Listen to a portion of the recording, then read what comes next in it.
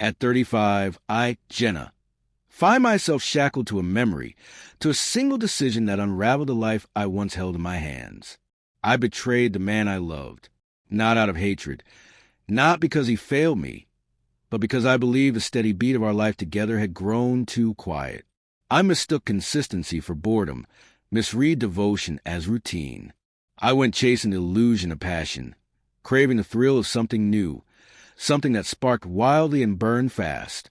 And now, he's worth $8 million, a man who turned ambition into triumph, while I stand on the sidelines of life, hoping my debit card doesn't decline at the grocery store. This isn't a cry for pity.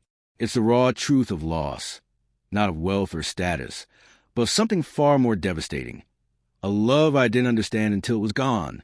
I met Ryan in college.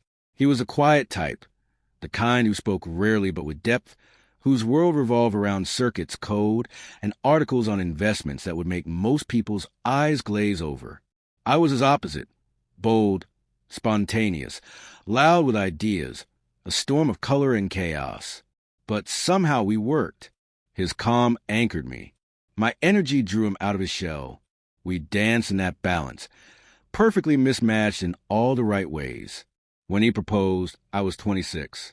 The ring was simple, his hands trembled, and his voice cracked as he asked me to be his forever.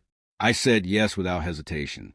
We had nothing but each other, a shoebox apartment, ramen dinners, and shared dreams lit up by midnight brainstorming sessions. I worked a marketing job while he coded through the night, chasing his vision of a tech startup. We were broke but in love, and that made us feel rich. But time has a way of dulling even the brightest things, if you don't tend to them carefully. Slowly, I began to see flaws where there were none. Ryan's focus became singular, his dream. Late nights became weekends swallowed whole. I'd wake up alone, eat alone, go to bed alone. The man who once brought me coffee with sleepy kisses became a distant figure at his laptop, eyes red, hands aching from the grind. And I let resentment grow like weeds between us. I didn't speak. I didn't ask for more. I sought it elsewhere. I started dressing up again, not for him, but for compliments. Posting photos online, chasing likes, attention, validation. That's when Ethan walked in. Slick, charming, always knowing just what to say to make a woman feel noticed. He was shallow, sure, but he made me feel alive. What started as casual bar conversations turned into secret messages, then stolen hours. I told myself Ryan wouldn't care, that if he really loved me, he'd notice, he'd fight. But the truth? He did notice. One night, I stumbled home late, my lipstick smudged, hair tousled, guilt seeping from every pore. Ryan was waiting at the kitchen table. His hands were still, but his eyes burned with silent devastation. My phone sat beside him, open to a thread of messages I never meant for him to see. He didn't scream. He didn't fall apart. He just looked at me and said, "You didn't even try to let me fix this." Those words haunt me still, because they were true. Our divorce came quickly, too smoothly. No battles over furniture, no long negotiations.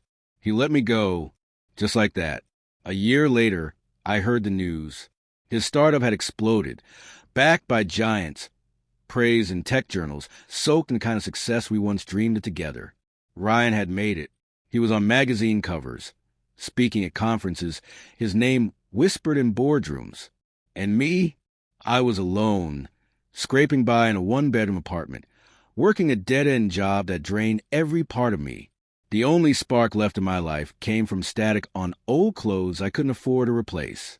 If you're still reading, drop 8M in the comments, because that's what he built while I was busy tearing everything down.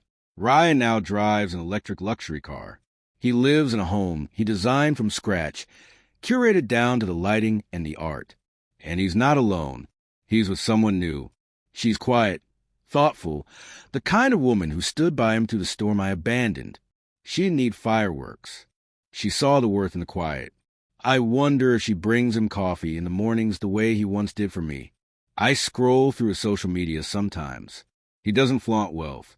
He shares pictures of small moments, sunsets from his balcony, dinners he cooked himself, a book open next to a half-finished glass of wine. There's peace in those pictures. Confidence. He's not just free of me. He's free of the man he had to be to please me. Ethan? He was gone 2 weeks after our divorce. No drama. No goodbye. Just a silence. He was never a man, just a distraction dressed as desire. The part that stings most isn't the money, the house, or the lifestyle. It's knowing that Ryan became the man I always believed he could be, and I'm not there to see it. I missed the part where his dream came true, because I couldn't bear the parts where it was just a dream. I traded forever for a thrill, lost devotion for flattery, chose the spark over the flame. If I could go back, I wouldn't change the struggles. I'd change me. I'd learn to sit in the quiet, to speak when I was hurting, to believe that love doesn't always roar. It sometimes hums, steady and true. Love, real love, is a man staying up all night building a future for two. It's loyalty, not lust. It's sacrifice, not selfies. Every time I dig through my purse at the store, hoping a coupon will stretch enough to cover dinner, I think of Ryan.